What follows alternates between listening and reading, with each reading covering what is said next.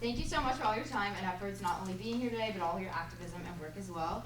First, I'm going to introduce Jonathan. He's a vegan activist who has a plant-based nutrition certificate, and he's from Cornell. That's from Cornell. He's very passionate about health and wellness, and will be able to answer your questions relating to this.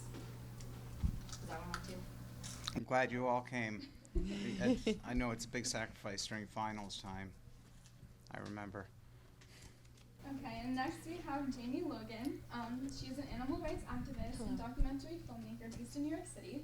She currently works at Generation Vegan, focusing on creating an impact through campaigns, social media, plant-based food drives, and films.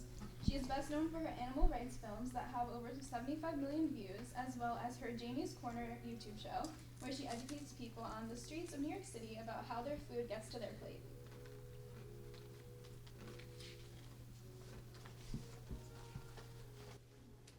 Thank you everyone for coming out. It's raining, I know, getting here was a nightmare, but we made it. Alright, we also have Ava. She's an environmentalist that is passionate about animal rights. She got her undergraduate degree in agricultural and food systems with a double minor in sustainability and plant science here at Rutgers, and her master's of science in sustainability management from Stevens Institute of Technology.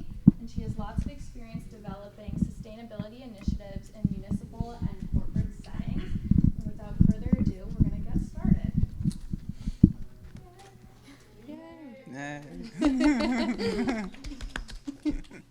We're going to take turns reading off the list and asking you guys questions. Yeah, so we have, these are, the first ones were submitted by our members. Okay. How many people here are in the Veg Society, just so I have an idea?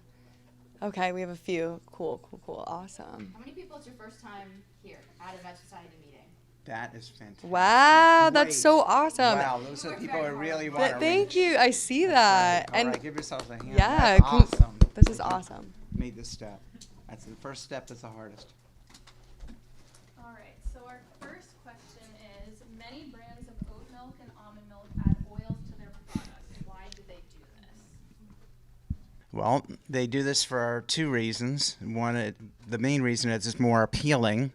It makes it thicker and more appeals to our sense of taste. And they have chemists who work in these companies deriving the perfect combination of salt, fat, and sugar to make you consume the most. And whether it's organic or not, I've seen this. The almond milk has like added oils, or there are things that go under the radar which really shouldn't be. And the way around this is to do what I do. I make my own almond milk. The downside is that a lot of these products, their number one objective is not to help people. It's to make the most profit. And how do you do that? By preserving the product and make it stand on the shelf for a couple of weeks. So my almond milk goes bad in 4 days. That's nature, because there's nothing preserving it.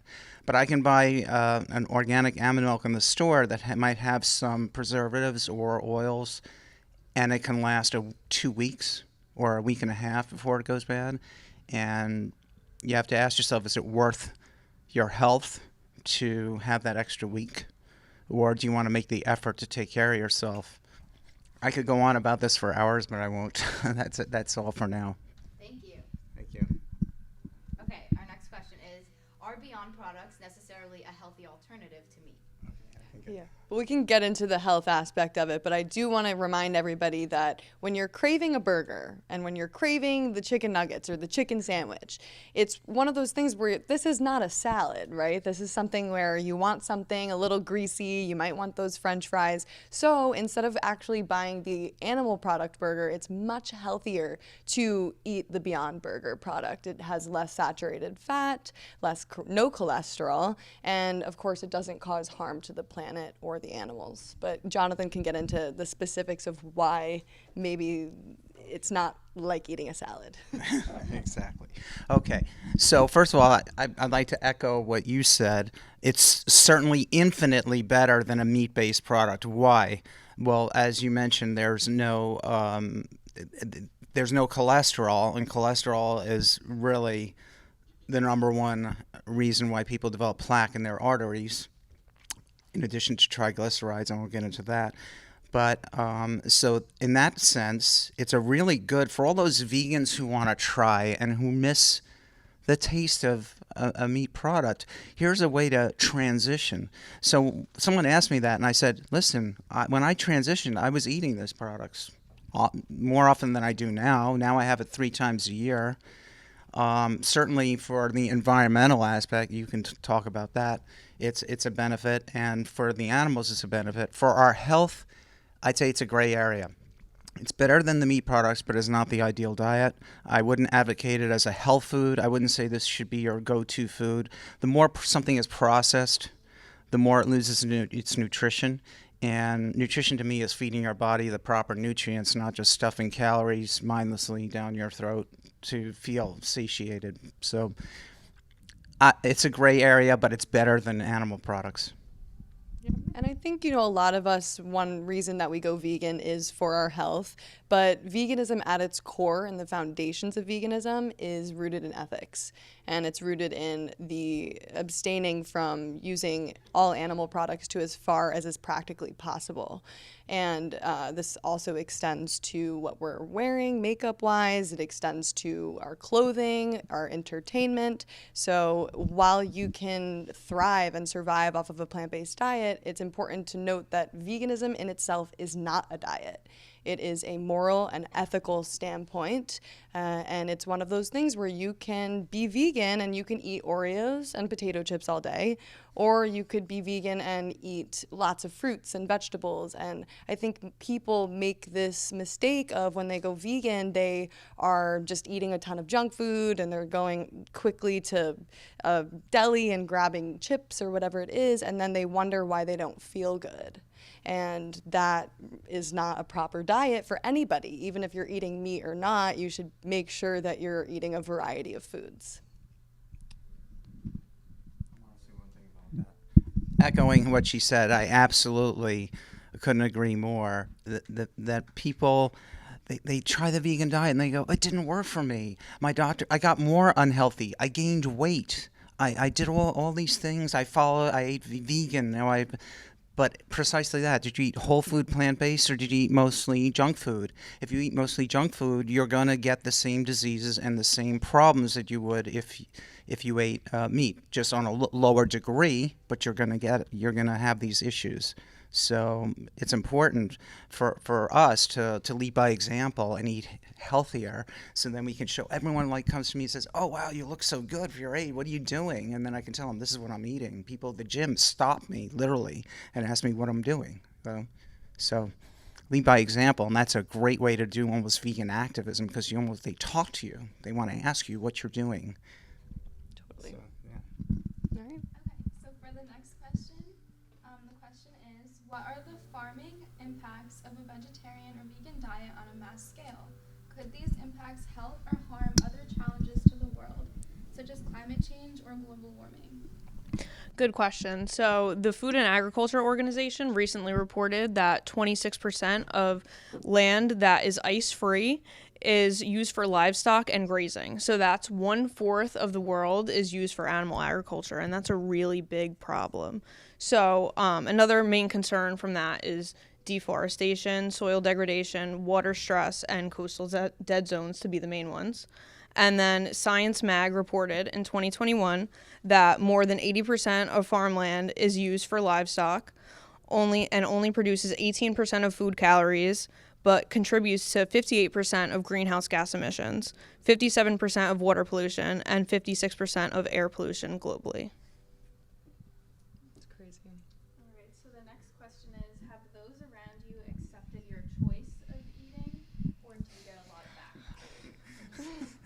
backlash? This is a fun question. Okay, so I've been vegan for about 6 years now, going on 6 years, and it's been a roller coaster for me, for sure. So when I first went vegan, I was super silent. I didn't really want to tell anybody that I was vegan, didn't want to cause issues. And then I started learning more and more about how these industries worked. And I was like, I got to do something and speak up about this, because if I want to see change, the only way to get that change is to do activism and to get involved. So I started going to slaughterhouse vigils, and I started bearing witness to animals before they were taken inside these places and giving them water, and also documenting the conditions to show people how sick they are and to show people that they desire to live and that they're scared, that they don't want to die. And hopefully by people seeing this, they would then make the connection and see that these are all individuals. Every single one of those animals going to their deaths had personalities. They thought, they dreamed, they felt pain, they suffered, and they ultimately wanted to live. So I started doing a lot of this activism, and I was getting really frustrated because I was like, how can people see this and not change like I did? And it was really unbearable because I would go to slaughterhouses and then I would come home and see their body parts literally in my refrigerator. And my parents just would give me pushback about it. My brothers would kind of make fun of me. I had friends that would ask me a million questions. And I don't know how many of you guys are vegan in this room, but sometimes you might realize that when you go to dinner, everybody is asking you a million questions. Everybody wants to know where you get your protein, where you get your iron or your B12, right? And that's the only time people ever care is, you know, when a vegan's in front of them.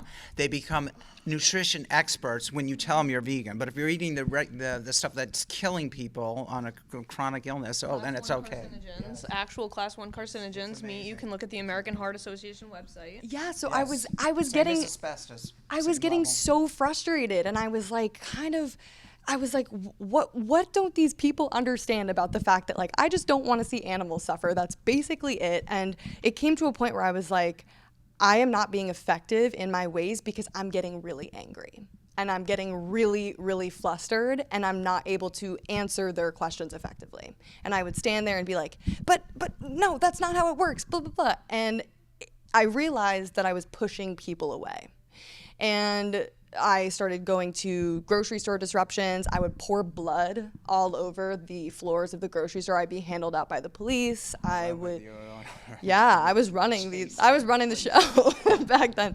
And I think that there is room for all types of activism, but I think we do have to take a step back and reassess of how can we be most effective and how can we reach the most amount of people. So my friends and family were like, who is this chick? Like, we used to know her, and now we don't even know who she is. Like, what is she doing? I dyed my hair black. I don't know. I was just going through it. But I then started to reassess, and I was like, all right, I miss people. I miss my friends. I miss my family. I definitely want to be a part of life, and I don't want to ostracize myself completely, right? So I took a step back and I was like, I want to be in this movement for the long run. And how can I do that if I'm just angry all the time and super frustrated? And, you know, why shouldn't I be angry? 80 billion animals are being slaughtered every single year. It's insane. 2.7 trillion fish are being taken out of the oceans. We are gonna see fishless oceans in our lifetime. Yeah, I'm freaking angry, but I need to channel that anger into something that is going to be a productive conversation. So I started getting into film and video production, and I started getting into YouTube, and I started talking to people on the streets about their food choices. And I was doing it in a way where it was based on facts, it was based on science, logic, reasoning, and also humor. I was being myself, okay? And so that is kind of like how my YouTube got born. And then I noticed that once I knew the facts, all my friends and family took a step back and they stopped questioning me about all my choices, because they knew that once they opened, I don't want to say the can of worms, but what's the vegan analogy? Once they opened the can of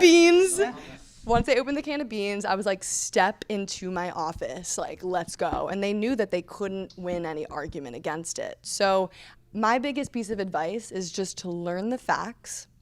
And I highly recommend Earthling Ed's videos, his ebooks. You can watch some of my videos and how I debate people, and just look at how I actually ask people questions now. So when somebody says, where do I get my protein? An answer to them would be, where do the animals that you eat get their protein?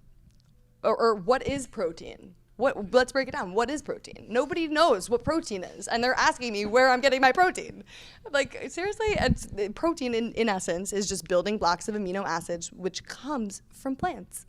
So I ask people questions because everybody likes to hear themselves talk, okay? This is what I've realized. Nobody wants to listen to me blah, blah, blah, blah, blah. People want to hear themselves talk. So I manipulate them, and I corner them into the back corner of the room through questioning. And that's why it's called Jamie's Corner. And that's why it's called Jamie's Corner. Oh my God, I didn't even think of it that way. good. Thank you. Okay, so does that answer the question? I did a little bit of a loop, but it really was my activism journey of, oh my God, people either love me or hate me. It's really no in between. And I just wanted to be very strategic about it. And I feel like now I've finally found that sweet spot of, okay, this is how I'm reaching people. And I see that it's effective because I'm having these open conversations and I'm leaving people with a positive image of what veganism is in their minds. So even if they don't remember what I was saying in the conversation, they're gonna think back on veganism and they're gonna say, huh, there's actually something there that I'm going to relate to. And I think by giving people a little bit of space, there is that time for it to marinate and people to actually think back on the conversation and be like, oh, maybe she was right about that. So it's not about forcing people to do anything because we can't stand there and force feed people. As much as I would love to stand there and force feed people, please, love to, we can't. We can't. And so we literally have to just be like, okay, you know what? You're going to ultimately make your own choice, but I'm going to provide the information for you. And ultimately, you are going to make the connection because you want to make the connection, and then you're going to do it for the long run, not for me. I don't want you going vegan for me. I want you to do it because you believe it's the right thing to do. Wow, that's great.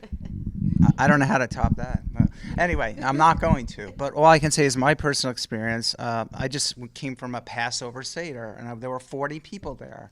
And I was the only one eating greens. And I get this. I'm sure you're going to get, if you do go vegan, you have to be really firm. And it's about belief. If this is who you are, nothing's going to rattle you. So I get teased by, the younger kids, and I just laugh it up and I say, hey, listen, you have your beliefs, I have mine. If you want to find out why. And the other thing is, like I said before, it's really, really effective. I've had even comments from my own family, oh my God, your brother, he looks, you and your brother are so unalike. You grew up exactly the same. He's a cardiologist and he doesn't get it. Or maybe he just doesn't want to get it. But, and they say, you take such good care of yourself. The kids notice it. The kids see things and they observe. And like I said, there's nothing more powerful than just leading by action. And it's what you believe, it's going to show. And it's going to be effective. So you almost don't have to argue. It's like when you get that pushback from people and they get teasing and almost underneath that's defensiveness because they realize maybe you are correct. Their stance is wrong, but they're just so entrenched in what they believe that this is a self-justification to behave that way. And I think over time, hopefully you make an impact. I'm making an impact. I didn't realize this. It's almost like silent activism. Thank you. Do you think that if most people went plant-based at this point in the world, that we could alleviate the environmental damage from animal agriculture? Absolutely, and I have a fact ready for you. I love the notes. Yeah. So converting former croplands and pastures to their natural state would remove 98.3 billion tons of CO2 from the atmosphere by the end of this century. And this carbon profit would help significantly for us to complete the terms of the Paris Agreement, which is reducing the degrees Celsius by 1.5 by the end of the century. Yeah, and another statistic is that if we just remove fossil fuels, we will still surpass our carbon limit. So that is not enough. People can take trains, they can take shorter showers, they can turn off their lights, but ultimately those are good things to do, but it's not enough to save the planet. Tell them how many gallons of water one burger makes compared to how many months of showering for a family of 4. It's crazy because like each burger is well over 600 gallons of water, and 17 trillion gallons of water are used producing meats annually, and water conservation can be up to 50% if going on a plant-based diet.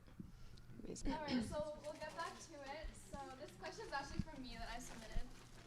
So lately I've been seeing a lot of like that lab-grown meat. So I was wondering like what all of you think is like the health, environmental, and like moral and ethical part of like eating lab-grown meat. Do you want to start? So from an environmental standpoint, lab-grown meat would definitely help with all the detrimental environmental impacts that animal agriculture has on our environment. However, I do not know how much it would benefit for your health because, as previously mentioned, meat is a class 1 carcinogen, so it's awful to your health. And from an animal ethics standpoint, it can definitely help because we won't be having animals with a fully developed central nervous system affected by murdering. By the way, it's red meat that was labeled a class 1 carcinogen, just so you know, because you said meat in general. I just want to give them the straight fact. Red It's meat red and meat. processed meats. Right, it's processed meat with the nitrates. That's the problem. No, you go next. Yeah, I mean, I really do think lab-grown meat is the future, cell-based meat, cultured meat. It's not a new technology, believe it or not. Hospitals use it to duplicate organs for people, and it's just one of those things where I don't know if we'll ever get to a world where people stop eating meat. I really, really don't know if we will get there. However, we may be able to get to a world where there are no animals being harmed for that meat. And I really do think that the only way that that will be able to happen is through cell-based meat. What they're working on now is just trying to scale it so that it's accessible and affordable for people. And just to kind of go through the affordability aspect of meat, dairy, and eggs, we have to look at government subsidies. And the only reason that meat, dairy, and eggs are priced the way that they are is because our tax dollars pay billions in dollars go to government subsidies to bail out the meat, dairy, and egg industries. So that basically means that even if we are not buying as many even if we are not buying as much milk, as much dairy, as much eggs, they are still producing it, and ultimately those products go to waste. And so what we need to do is we need to show our governments as consumers, keep voting with our dollars, stop buying these products, and ultimately we need to change legislation to make it so that the government subsidies and bailout money goes to fruits and vegetables. 99% of our tax dollars goes towards the meat, dairy, and egg industries. Meanwhile, the nutritional guidelines say that half of our plate should be filled with fruits and vegetables, right? So why would they not take some of that government subsidy money and put it into vegetable farming? There is no reason that you should see a burger on the dollar menu and a head of lettuce costing $3. It makes absolutely no sense, and it's artificially low because of those subsidies. So there are organizations working on trying to reallocate where those tax dollars are going. Okay, you touched on a lot of things, and that was awesome. I don't even know where to begin. But you're the next generation, and so it's up to you guys. The problem is the system. These very powerful, the dairy board it's evil. They actually spread lies, health lies, which actually were about osteoporosis in dairy. It makes my skin curl when I read this stuff. But we have to stop the subsidies, and the subsidies are occurring because there are lobbyists. The number one lobbyist in the U.S. is pharma. They don't have an interest in keeping people well. They have an interest in keeping people sick. Guess what happens if you eat a whole food plant-based diet? The pharma goes away.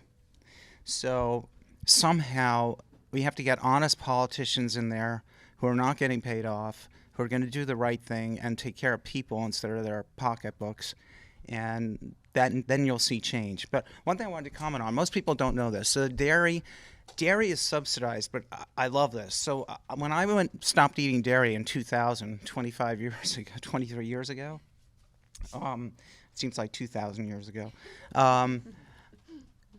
the milk section, there were all these dairy milks, and they only had one almond milk and one soy milk and one flavor. They didn't even have chocolate.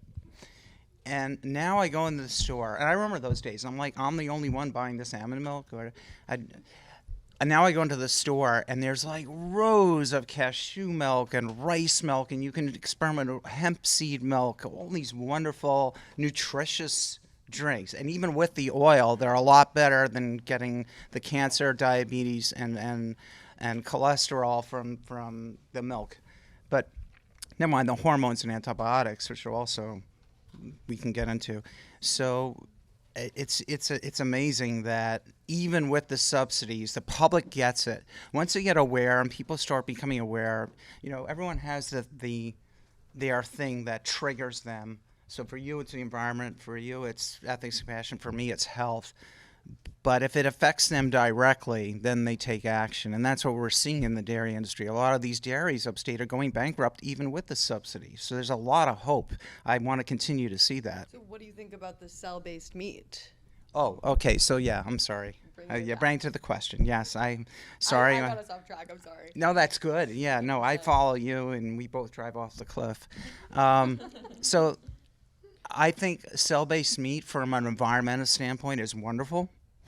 I think from an ethics standpoint, it's wonderful. For health, I would not advocate it at all.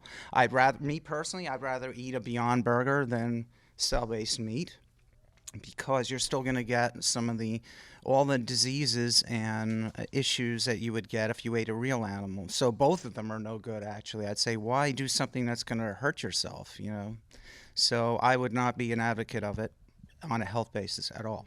It's really just for people that if you're going to continue eating animal products, if you're going to keep eating animal products, you might as well eat that. And they're also coming up with cell-based dairy, so they're going to have cell-based cheeses. And so personally, I again would not eat that, just because of the hormones and the chemicals that are in that and how it affects our body. Because it's one of those things where the thing with dairy is just when we were younger, we had our mom's milk when we were babies. Once you reach adulthood, you should not be drinking breast milk anymore, and let alone from a cow. And what it is really is baby cow calf growth fluid is what milk is, and cheese is just coagulated milk from a mother that is not yours, that's a cow. And it's one of those things where it's very cruel, because you have these mother cows that are artificially impregnated. A farmer literally sticks his entire fist up the behind of the cow, inseminates her, impregnates her, and just like humans, 9 months later, she will give birth. And within a few hours, that baby will be stolen from her and killed in just a matter of weeks. And you see the males going to the veal industry. These are baby cows that, I can't even imagine taking a knife to a little baby cow's throat, and this is dairy. And what a lot of people don't realize is those mother cows are also killed after their production slows down. So the dairy industry is the meat industry, and I can't stress it enough. I think if you use going vegetarian as a step towards going vegan, I think that that's really awesome, and that's what I did. However, if the end goal isn't vegan, please do not think you are doing anything for the animals by going vegetarian. I'm sorry, but that is just how it is. I'd also like to add that the FDA just cleared cell-based meat as safe as eating animal products. Just one other thing I'd love to add, because it's on my mind. So cheese is 70% saturated fat. So it's milk concentrated. It's even worse for you than dairy. And what the dairy board has done is disgraceful. What they've done is, they're seeing the milk sales declining in this country, so you know what they're doing? They reached out, they signed a deal with Taco Bell and a lot of all these fast food chains. And when you get that quesadilla, you're getting 5 times the cheese that you used to get, because this is a way that they can make people addicted. It sets off the same serotonin receptors in your brain that heroin and crack does. So when you tell somebody tells me I can't get off the cheese, I believe them, because they're addicted to it. But anyway, I just wanted to share that. Okay. All right, so our next 2 questions are for Jamie. The first one is, being a young woman, a social media influencer, an activist, and a vegan, can quickly draw opposition and open yourself up as a target. How did you figure out the balance and define your personal boundaries of how to show up as a public figure, expressing your values while also keeping yourself safe This is such a good question. Oh my gosh. So I feel like this has been a huge journey for me because when I first started being public with my account and posting animal rights content, I was so deeply affected by the comments that I would get. In fact, I remember my first TikTok video that went viral, I deleted my account because the comments were so mean.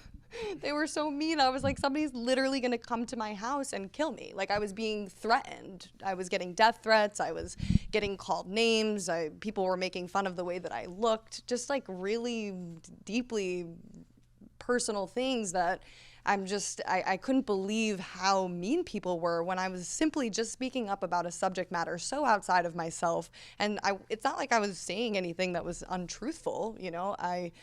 So I deleted my first viral account because I was I was reading through the comments. But then I started to realize that those comments were actually a sign that my content was reaching the people that I wanted to reach. So I wasn't just reaching the same circle of people that were confirming my opinion and agreeing with me, and I wasn't just reaching the vegans, I was reaching the non-vegans. And the first step to change, I think, is actually getting defensive, because that's what it was for me.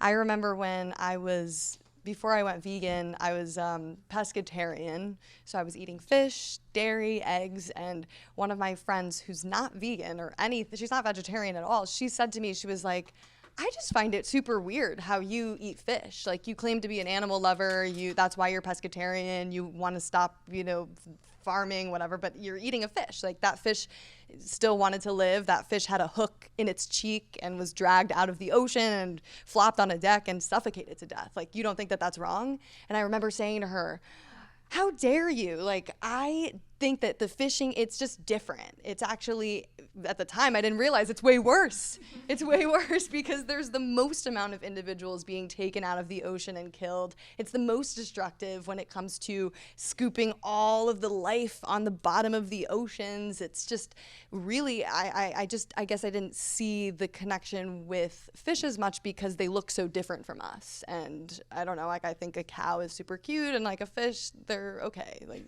but doesn't matter, right? It doesn't matter how you look, you should still deserve the same respect. So anyway, I remember getting super angry with her, and we actually got into a huge fight. Like, I was visiting her in Florida, and I was on my spring break. I was at Rutgers, and I went to Florida, and I was like, oh my God, I need to get on a flight home. Like, I can't stay with this lunatic. And 3 months later, I was vegetarian.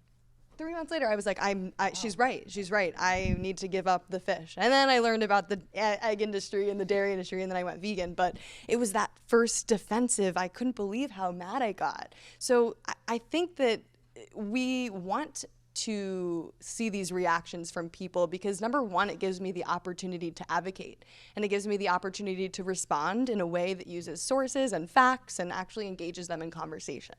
So sometimes at this point, I'm very sarcastic with some of the comments too. Like, I get a lot of, but bacon and yummy, I'm eating a steak tonight, blah, blah, blah. On all my videos, it's like, you read through all my comments, and like, you guys I call them my fans because it's so, they don't realize they're helping my algorithm. I'm like, you guys are spreading the message more than anyone else. So thank you, first of all.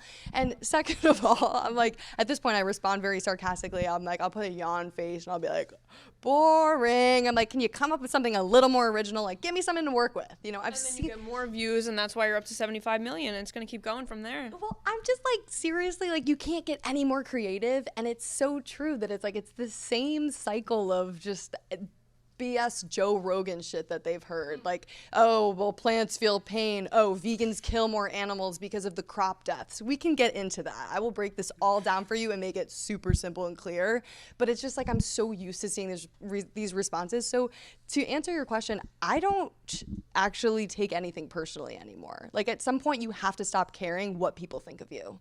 And when you want to become an activist and go down this route and dedicate your life to this cause or any cause, you just have to recognize that society is not there yet, and activists were hated all throughout history. Like, everybody loves MLK now, but let me tell you, people did not like him back in the day.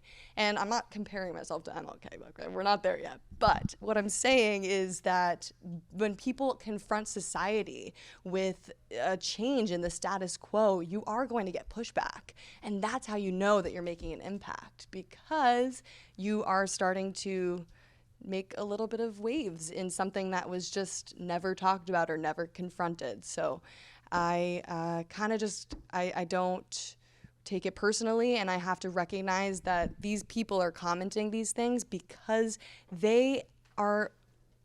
because of their previous experiences in their lives. Maybe they were raised on a farm and they're seeing my videos and they're triggered, or maybe they had a bad experience with a cow. I don't know. Like, everybody had their own background, their previous background that led them to where they are. So recognizing that and then taking it step by step and being like, oh, okay, you were raised on a dairy farm. Maybe this is why you're getting so defensive, because generations and generations your family did this.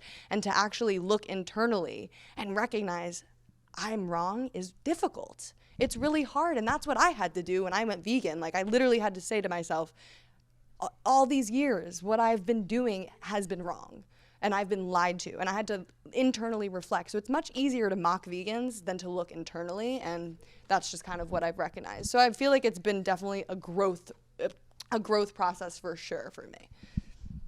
Does that answer that question? Okay.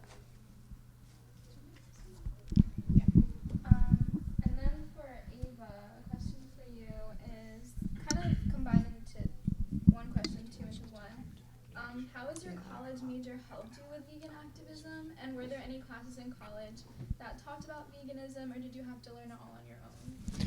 So the question was if I had any experience with veganism in college, or did my college experience help me see veganism in any type of way. So it's really interesting. So my major was agriculture, and I first took a class working with the goats on Cook campus, and I thought that was really great. At the time, I wasn't even vegetarian, and I remember I was like, why are there only female goats on the farm? So then I asked, and they told me that the male goats were sent to slaughter at 6 months old. So from there, I really started to put together, oh my God, like, I'm eating animals. Like, I'm not eating meat. I'm eating a person that, like, wanted to live. Like, they were on this farm, they were born, they were with their mother, and they were taken away prematurely. And if you had the choice, most people wouldn't want to be killed. So why are we forcing animals to be killed? It's like when people ask, oh, like, why are you trying to force a vegan diet on people? Well, why are you trying to force animals to be killed? Like, you're paying for animals to die. And once you realize that, you can start to make the connection of what you're doing is wrong. And also, this one would post cheese on All her the Snapchat time, story all the time. and all these pizzas. And I think even I saw like some buffalo chicken on there, and I would always message her back and I'd be like, this is disgusting. I put like throw up faces. I'm like, ugh. And finally she came around. So I went vegetarian because of the experience with the goats on Cook campus. And then from there, like, Jamie was always, after college, like, always telling me, like, oh, like, you should be vegan, you should come to vigils. And that's when I really opened up my mind, when I saw the animals literally on their way to be getting killed, that this issue is bigger than me, so I have to do something about it. And that's where I think activism comes from. You know, you have to relate to what's important to you, and you have to speak up for the people that are voiceless. So you touched on something. That's exactly it. You don't want to force a vegan lifestyle on somebody. You want to approach them out of love and say, listen, I really care, whether it's a loved one or you care about a loved one.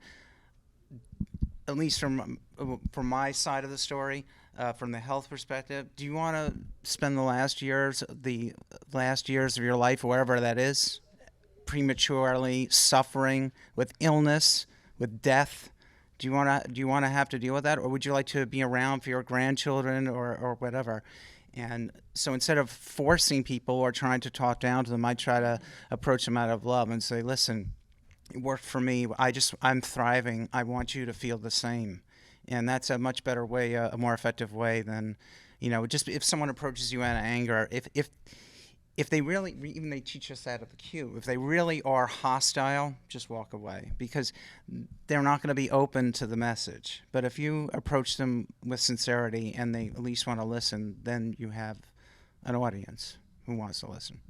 Yeah, I definitely don't waste my energy on people that really aren't open anymore. I mean, it's just, there's so many people that are curious, that want to make the change. And so I feel like if I can change 10 people as opposed to trying to maybe change one person, I'm like, maybe I should just go with the 10 people that are curious as opposed to just wasting my time. But I think each person is going to be different that you speak to. And so you have to be versatile in how you are. So like with Ava, she was a good friend of mine in college. So I would kind of give it to her. Like, I'd be like, that's disgusting. You're drinking breast milk. And then I like realized, because, you know, you have to, for people, like, ignorance is the main thing. You know, ignorance helps people feel better about the fact that they're paying for animals to die and, you know, supporting industries that are really harmful to the environment and to our health. Mm-hmm. And then with my uncle, for example, who went vegan a few years ago, I approached him with a very scientific-based approach. I had him read this book called the Dr. Greger book, How Not to Die. How Not to Die. And it's a great book, and it goes through, he was dealing with prostate issues, and so I literally opened the page, the chapter on prostate cancer. Eggs. That's okay, what causes prostate. Yeah, and so I was like, read this. And then from there, it kind of just opened up a can of beans, and he started reading that book, and now he's vegan, so. All right, then we're going to open it up to if anyone has any questions, feel free to ask them. If you want to also text them in the group me because you want it to be anonymous or anything, feel free. Does anyone have any, anyone want to raise their hand? Anyone have any questions right now? Yeah, go for it. Me first? Sure. So I took a nutrition class a couple semesters ago, and they were spewing a lot of that, like, general incorrect facts about, like, milk is good for your bones and meat is a healthy source of protein. And I was really upset about that, but, like, I don't know, is there anything that I could do about that, or, like, what would you do in that situation? Well, I wouldn't do anything publicly in the class. I might try to show the teacher on the side, hey, listen, I want you to do me a favor. I have an open mind. If you do have an open mind, here's some research, shows bona fide research that isn't influenced by the industry, because there are a lot of ghostwriters in the industry that produce what seem to be legitimate scientific papers on NIH website or even in the Lancet. And there's a wonderful Harvard Medical School doctor who wrote a wonderful book called Sickening, all about this. His name is Dr. John Abramson, a bona fide physician, practicing physician. But I would approach them on the quiet and say, look at these papers and tell me what you think. And, you know, back it up. Don't say, well, you're wrong. You don't want to accuse someone you're wrong. They're spewing, as you say, what they've been taught. So like a doctor, they spew the same. They just spew writing medical prescriptions. They don't know about nutrition because they've only had 4 hours of nutritional education in their entire medical degree, which is outrageous, in my opinion. It's starting to that's starting to change too. There's a wonderful program going on right now where there's a vegan plant-based doctor who has an organization, Dr. Clapper, and he's going into medical schools and making the students are just overwhelmed. They can't believe, why wasn't I taught this? How come we weren't taught this stuff before? So I would quietly send them the research. You want to back it up with facts. And that's what I would do. Okay. So for osteoporosis specifically, the acidity in milk it's highly acidic, so that prevents calcium from actually being properly absorbed. And secondly, I know like when you guys were little, you probably went to the doctors and got like the food pyramid, like the picture of the food pyramid. Now it's called My Plate, and My Plate used to say meat on it, but now instead it just says protein for a good reason. Yeah, I'll add to that. I should have said that too. Yes, it's actually the calcium is leached from the bones because it's such an acidic product, and calcium brings your body back into balance, a pH balance of like 7 or 7.7 to make it more alkaline. But guess what? The best way to get alkaline is to eat greens. Greens are loaded with alkaline, and acidic things that are acidic invite disease. Cancer thrives in an acidic body. It does not thrive in an alkaline body, and that's why a lot of these protocols, you'll see people juicing everything. It's not from some pie in the sky. That's the reason why. You're flooding your body with alkalines. So. Yeah, and I just want to add one more thing is that when you look at these studies that are out there, you got to do the research on who is funding the study. Because the likelihood is that if it's advocating meat, dairy, and eggs, the meat, dairy, and egg industry is advocating it. These companies put out billions of dollars into advertising their products, into making people think that something humane happens in the process, into making people think that there's something healthy about drinking breast milk past infancy from another species, into making people think that you need to put chicken periods in your fucking egg sandwiches in the morning. It just makes no sense. So it's billions of dollars going into advertisements, into studies that are advocating for these industries. By me telling you guys to eat a whole foods plant-based diet, I'm not making any money. It doesn't really hurt me one way or the other, but I think that there's a lot that these industries have to lose. I was going to say something. In fact, in following up on her. No, I thought that was the last thing. No, it's not, because you guys should know this. The Egg Board did something really disgusting. They tried to prove that eating. I don't remember the exact name of the study, but I read it. So what they did was they skewed the data. They compared eggs to eating a bacon breakfast. Oh, so eating eggs, the cholesterol doesn't. Yeah, they torture the statistics so much to make them fit their narrative. So you're absolutely right. One thing I learned looking at research papers, there's always footnotes. Look at the people, look where they're associated with, look at the funding, and you want an independent study where no one is financially benefiting. So ask your professor to ask for the studies, take it apart, take the time, and I bet you there's no one on earth. The one thing I do know is the science and the health, and there's no one on earth that can prove or debate with me on the stage that eating an animal-based diet is even remotely half as healthy as eating a whole foods plant-based diet. No way. Check out nutritionfacts.org or PCRM. It's physicianscommittee.org, and they have peer-reviewed scientific studies from doctors, I think, all around the world. Dr. Joel Furman and that's Dr. Neil Barnard. So you could show your professor these websites. And what's great about nutritionfacts.org is they actually have an option where you can go into the search bar. And if you're wondering, oh, is soy healthy? Because we hear all of these things that soy gives you boobs. Babe, I would have double these if soy gave you boobs. I okay? would have boobs on the floor. Yeah. Male boobs, whatever. I eat soy almost So every day. if you're curious, you literally go to nutritionfacts.org, you type in soy or prostate, whatever you want to know, and it'll pull up a video from doctors that will break down how. Greger, So and he actually shows the footnotes and everything. Yeah. So it's.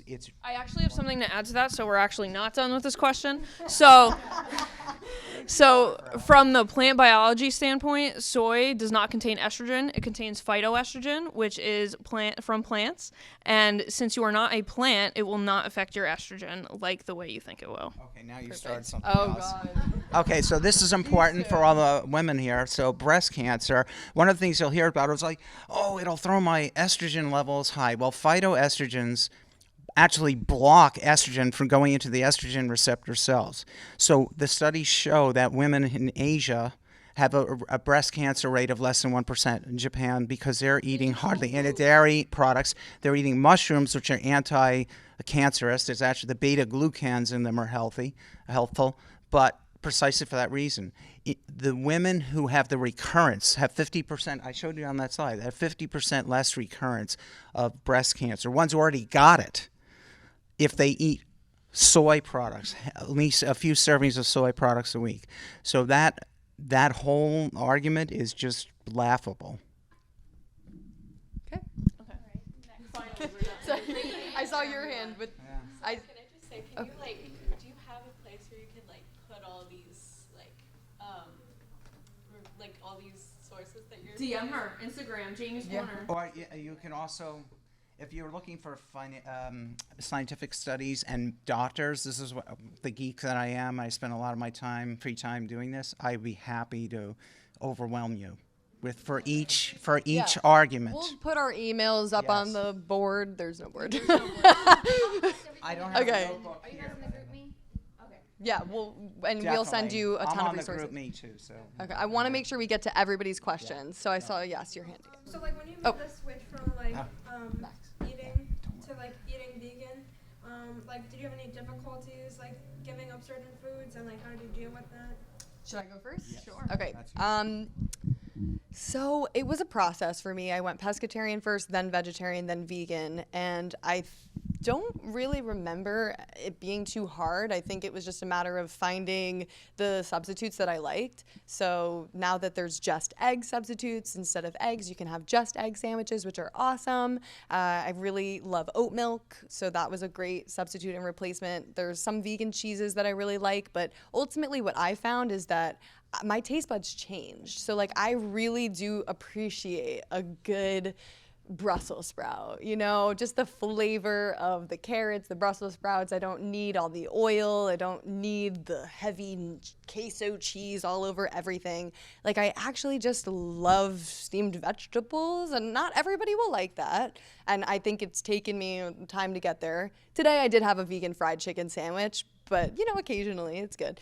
But I think I'm trying to think if there was like anything that was super hard, because now it's one of those things that when I went vegan, I started to see the world in a different way, because I started to not see animals as food anymore. So it's like you look at these products in the grocery store, and to me they just look like body parts. They look like remains of dead animals, and so that wasn't appetizing to me anymore. And then especially after going to slaughterhouses, oh my god, after I don't really sit down at tables anymore where there are animal products, and partly it's because if I just don't see the difference between a pig and a dog or a cow and a cat. I just don't think that there is really any main difference that matters. So if I wouldn't sit down at a table where a dog is chopped up, I'm not going to sit down where there's another animal. I just don't really, I mean, it's hard.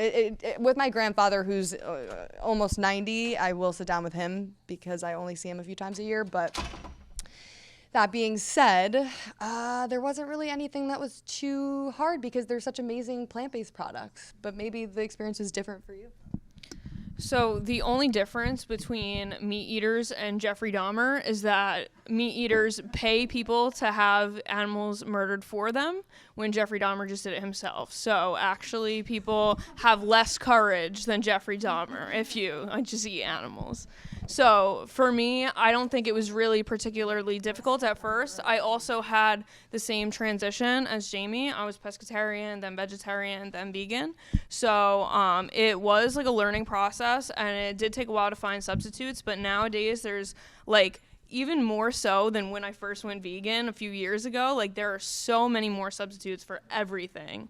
Like any food that you can imagine that meat eaters eat, you can find from vegan substitutes for. And I'll just throw in that, I had the same journey. I was a pescatarian before I became vegan. This is not But- advocating going pescatarian. No, I yeah. wish I went vegan I wish I went sooner. straight. Yeah, that's my biggest regret. If I had one thing, I would go back in time and warn everybody and tell everybody I'd love, change this diet. You're going to avoid a lot of suffering and medical bills later. But at first it was intimidated. Oh my God, what do I'm only familiar with certain things. It opened up a whole world. I started eating vegetables and fruits and nuts, season that I never had before. And actually, I tell people now, and they just look at me incredulously. I eat a more wide, vast array of food than I ever did when I was an animal-based eater. Yeah. And there's so much bounty from nature we just don't even realize. And just go to the Indian market, go to these big stores, rows of different vegetables, fruits you can try. There's some vegetables I don't like, I'll admit it. I don't want to tell you which, because they're really good for you, but there's like 2 or 3 I don't like, but overall I love them all, most of them. And fruit, I don't miss that food at all. Never, not at all. And like you, my taste buds changed. I don't even want that stuff. I don't even want anything resembling the taste of that. I'd rather taste a carrot than a fish. So I have what is it? Vegan lox. I loved lox growing up, so now I have like beet lox or carrot lox. It's amazing, and I'm getting healthy from it instead of killing myself. I will say I do hate a brown banana. I mean, my dad tried to like force me to eat one the other day, and it's a phobia. Okay, anyway, sorry, I can't. Yeah, he's like, eat the brown banana. Okay, yeah, we have another question back there. Yes. What do you think about like young children? Do you think babies should be going on a vegan diet, or also like I was really considering like getting, my dog to go vegan, but I was doing so much research and saw that like the dog foods were so much more expensive, and it would just be like if I were gonna try and do it myself, so much more work and difficult than just like not doing that. I can't speak for animals because I don't know enough about veterinary science, so I'll yield to that, but I will speak about little kids. Okay, as Jamie correctly mentioned earlier, because most parents love their children, they want to feed them the best thing they can, and so they think like dairy is really essential, but once a child stops gestating, the reason, usually the enzyme that we have to break down that lactose enzyme, lactase is gone. And that's nature's way of saying your body doesn't need it anymore. When we run into trouble is when we start putting things in our body that are unnecessary or harmful. So if I had a child, I absolutely would not raise them I wouldn't feed them one morsel. And I think when they grow up, they'd be kissing me like crazy and thanking me that gave them a healthy, thriving life. I don't think there's any place for animal products for any human species, 0 to 100. So I can't speak for animals, and I don't know the what's the word? Anatomy, not the anatomy, but the inside. Yeah, anatomical, the digestive system of a dog. I know that one of the great doctors, Milton Mills, talks about this, and it's an amazing speech. I actually attended it personally, in person. So a lot of those meat-eating carnivores, their digestive tract is very short, and they break down that meat very fast, and they have the jaws to rip flesh. You go up to an animal and try ripping its flesh with your teeth. It's not going to work. We're not made to design to eat that way. And our digestive tracts are long, like giraffes. And the longer the digestive tract, the more probable that the meat would go rancid or cause problems. Their digestive tract of a lion is very quick. So for our species, I'm just talking for humans, whether they're kids or not, it's the same. Yeah, I just want to mention with the dogs, so dogs are omnivores, so they can thrive off of a vegan diet. Cats, it's debatable. There's people that have their cats on a vegan diet and they seem to be doing okay, and everything obviously would be vet approved. I foster a lot of dogs and I always have them on a vegan diet. I do Wild Earth, and it has all the nutrients that they would need, and I've confirmed with multiple vets that this is something that's healthy for them and that can be done. And I've actually noticed that some of these foster dogs that come to me, they have problems with their skin where it's flaking off, redness. I foster a lot of pit bulls, and pit bulls have a lot of skin issues. Yeah. They have a lot of skin issues and digestive issues. And when I got my last foster, his name was Ace. I had him for about 6 months, and he did amazing on a vegan diet. He showed up with itchy skin, with really loose stool, which was disgusting, and I changed him to a vegan diet on this Wild Earth. I would add sweet potato skins, and I would add tofu, and pumpkin was really, really good for him, and I even got him like a probiotic powder, and he did amazing on the vegan diet. And my family's dog, my family's not fully vegan yet, and so when she's with me, she's vegan, but when she's with them, she's not, and she actually has heart disease, and she's around 13, and there is a study that shows that vegan dogs actually live longer than non-vegan dogs, so I can send you that information. And Gerber baby food, one of the biggest, largest baby food brands like ever. I'm sure you've all heard of it. They came out with a plant-based line this year, and those like squeezable applesauce things, they're amazing. You should try them. One other thing I would say, just intuitively, and this is not science. I like to always see science and only quote science, but intuitively, just so what you said, a lot of these animals are starting to develop diseases that mimic human diseases and these chronic illnesses.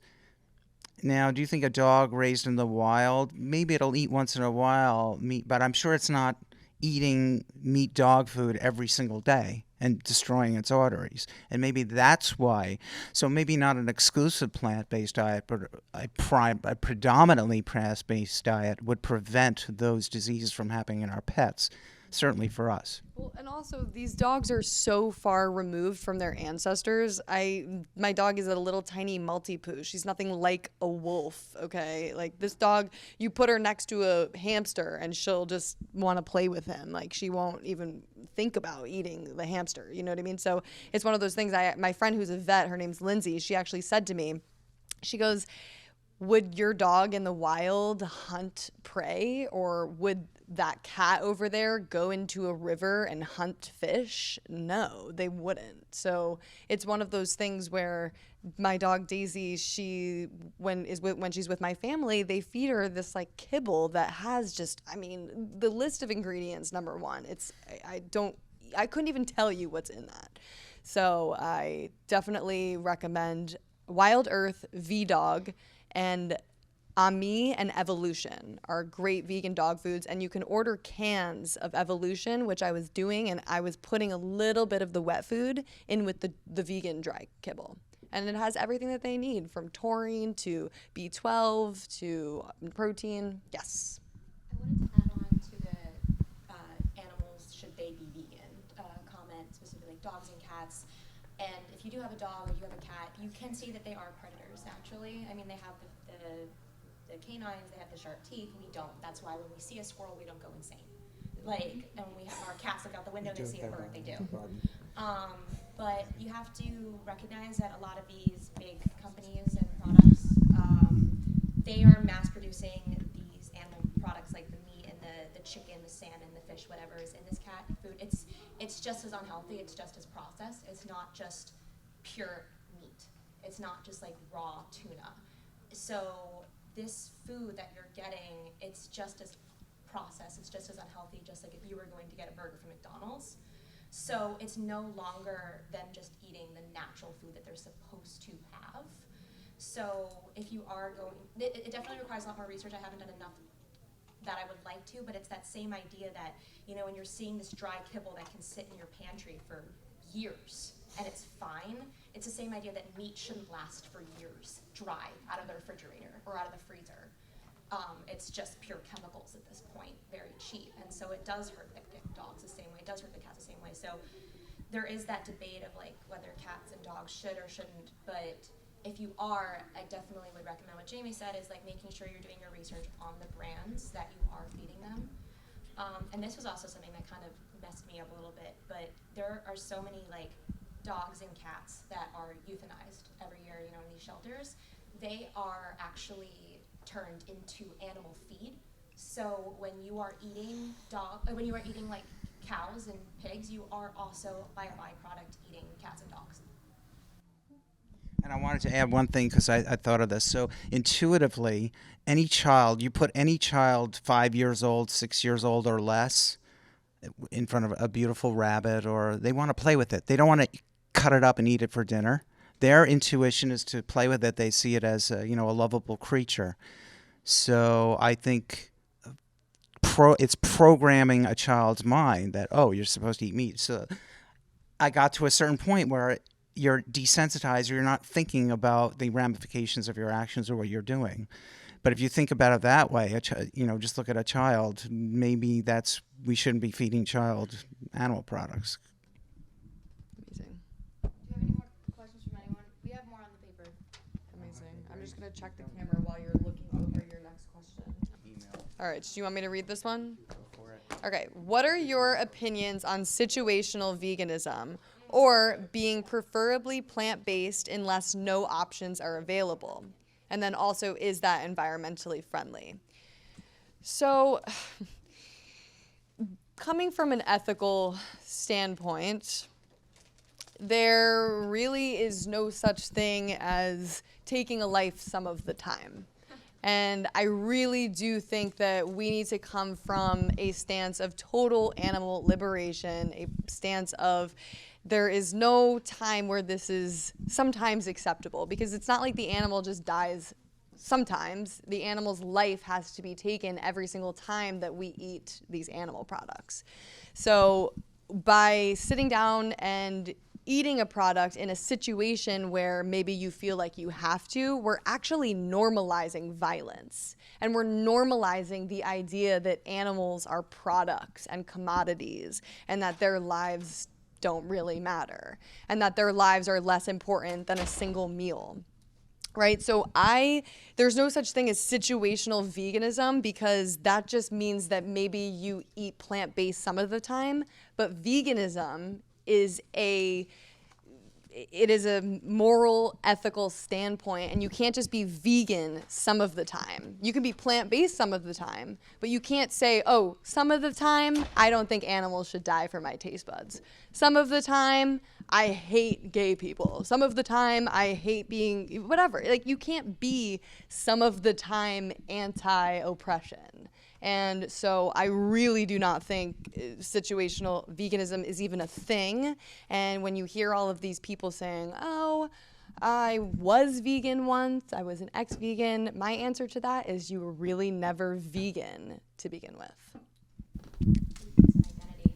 I think it's like once you associate, something changed for me when I said I was trying to be vegan, I'm trying to be this, versus saying I am vegan. So yes, even when I would make mistakes and I was struggling with it, it was that tension, because when I was saying I'm trying vegan, I want to try vegan, then every single time I did have dairy or I did have eggs, it was okay, because at least 80% of the week I did. I was fine. I'm trying.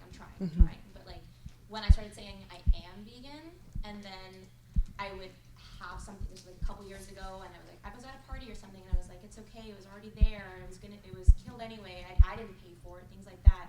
It was that tension that like was killing me inside, because before I was able to just write it off mentally. I was like, it's okay.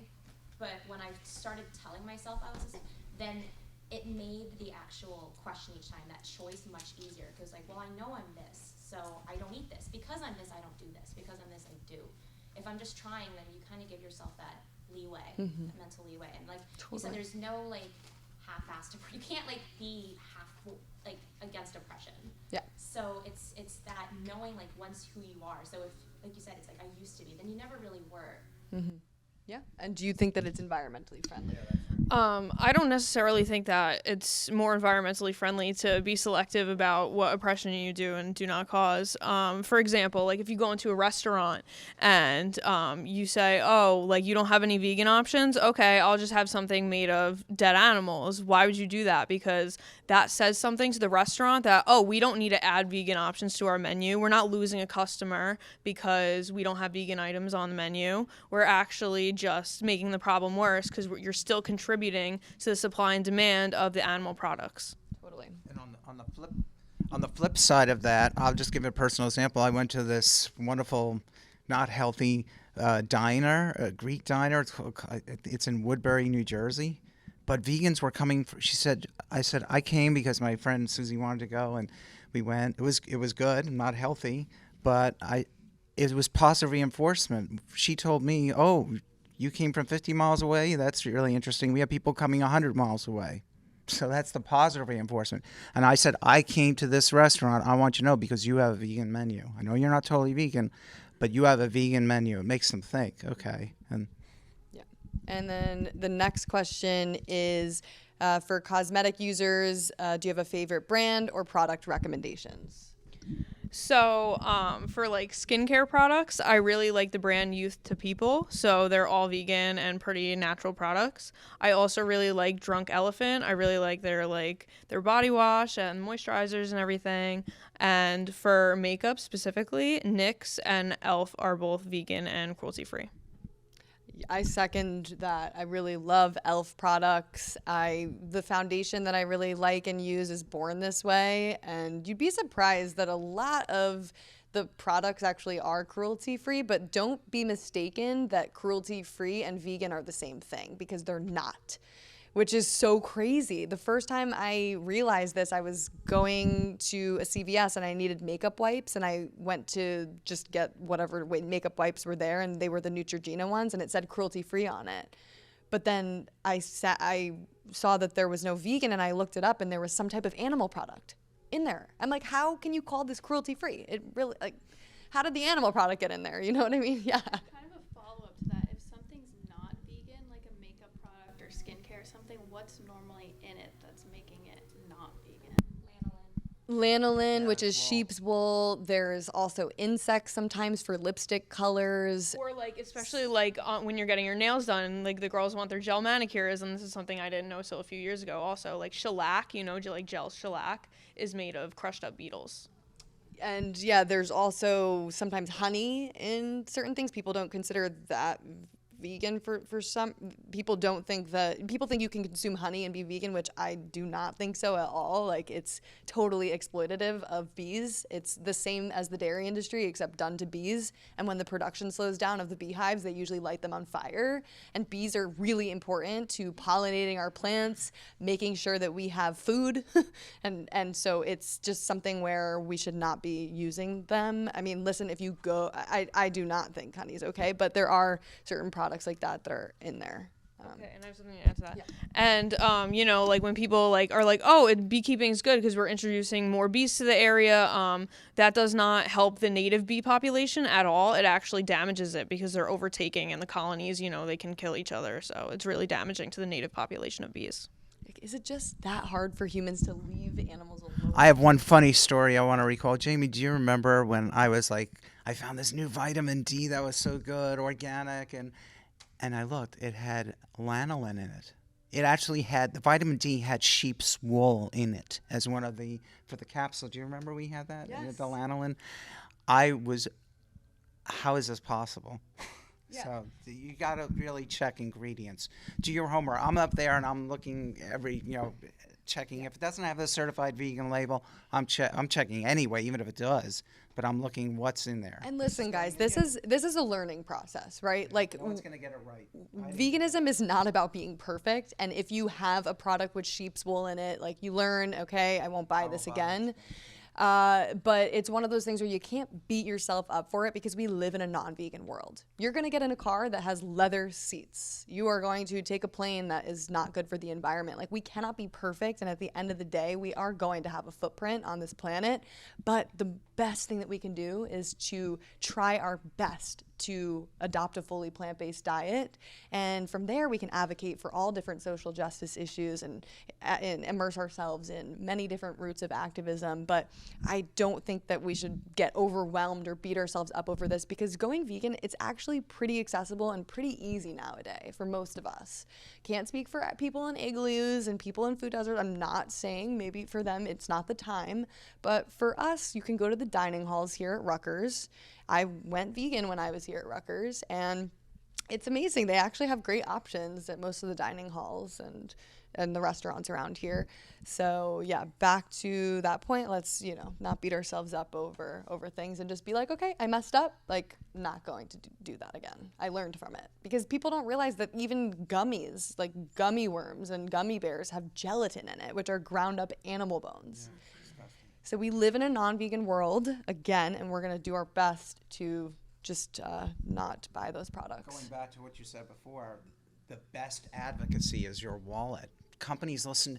They can try to push all they want, but they listen to dollars. So when you go in that store and you're buying that vegan label, it's a vote. It's a vote. I want this. And the companies are listening. They're out there, and that's, like I said, that's why I saw this tremendous transformation in the plant-based milk. I can't believe, 20 years ago, if I had said it was going to be like this, no way. Despite the lies, despite the $1 billion that the dairy board, was it 100 million, dairy board industry has spent since on their marketing campaigns spreading lies, the public has realized the truth, and they're voting with their dollars, and that's why you think Walmart cares what we have? No, the reason there are all those plant-based milks is because people went and spent their dollars, and like you, and said, I want this product. Yes, exactly. And yeah, did you want to add? Oh, yeah. this is kind of an X-rated question, but you're talking about like honey, you're talking about leather, all these animal-based products that you're not consuming, you're not using. What about human fluids, like semen, for example? I Googled this, and it kind of seems like an obvious answer that it would not be, but I'm just wondering what your take on that is. No, yeah, it definitely freaks me out. Like when I am with a partner who is not vegan, it definitely freaks me out because that's the thing that's in the back of my mind. Like, oh my God, like I can't even kiss this person because literal animal proteins are gonna be in my mouth. That's so disgusting. Yeah, I mean, it comes down to consent. So what we're doing to these animals is non-consensual. We are impregnating them. We're taking their babies. We're taking their ovulations and eggs. We're killing them and stealing their body parts. It's like, that is not consensual. Whereas if it's a human being where it's two consenting partners, I don't think that there's anything technically non-vegan about it.